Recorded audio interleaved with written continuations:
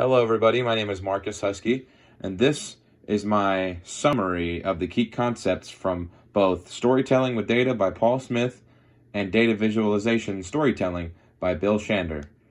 Now, we're going to go into the first one, Storytelling with Data. The author Paul Smith runs us through how to tell a story effectively with data.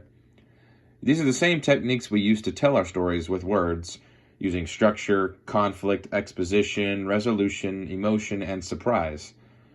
In the short course, compiled around 15 minutes of running time, he describes the ways we can tell a more effective story with data. The two methods introduced are 1. How did we get here? And 2. The discovery journey. The author is able to convey these two concepts in action so that we, the audience, can see how they apply to the real world. The first concept begins with an example of a man named Andrew Moorfield, who started an online bank to help make loans to small businesses.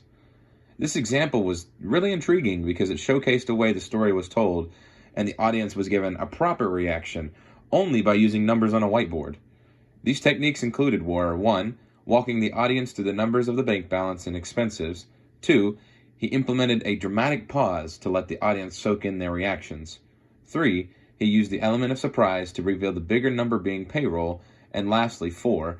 The literary device of showing and not telling. All these skills help the audience draw their own conclusions and come up with their own methods to solve the situation. It quite literally walks the audience through the methods to how we arrived at this moment in time. The second concept has us applying the techniques of story structure, conflict, emotion, and surprise, walking the audience through the personal journey as we conduct our analysis that eventually led to our idea. Interestingly enough, the author mentions we have to allow the audience to craft their own aha moment. He mentions an example of his own personal discovery story when he worked for a disposable diaper company. He offered up questions as to why things could have changed in the market, allowing inputs from his audience to formulate their own collective aha moment. A big idea that seemed to stick out to me was, he mentions that human beings are naturally more passionate about their own ideas than they are about yours. Inadvertently, I had turned my ideas into theirs. And thus the discovery journey came to be. And now, I'm going to go into the data visualization storytelling with Bill Shander. He guides us through the data visualization process of turning our facts and figures into a story to engage our audience's expectations. The topics included are creating a narrative structure for data, applying that narrative to the data, identifying what you want to say, analyzing what the data is saying, determining what the audience needs to hear, leveraging tables, charts, and visuals, and ensuring the narrative provides context and direction. He first explains why it's essential and how humans are wired for stories and they're programmed for those stories.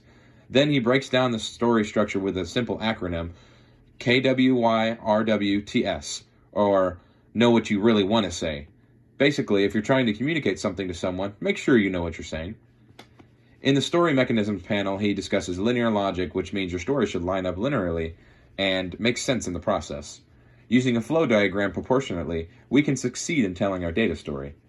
When comparing and contrasting and telling a story, it's really important to compare apples to apples and carefully choose the methodology in the data. Progressive depth is one of the most important mechanisms to learn, as it allows the audience to seek that depth and pull them in. Making your story personalized just helps the audience to remain engaged. You can tell the story just through text, and that's just fine. Labeling helps us maintain the visuals and keeps the audience's mind exploring. Eye candy is essential to keeping the attraction to the story. Repetition is key, as you will find your audience more engaged if they stick to that one image or concept in their head throughout in anticipation. Relatability is big because the audience wants to know, how can this affect me? Lastly, complexity.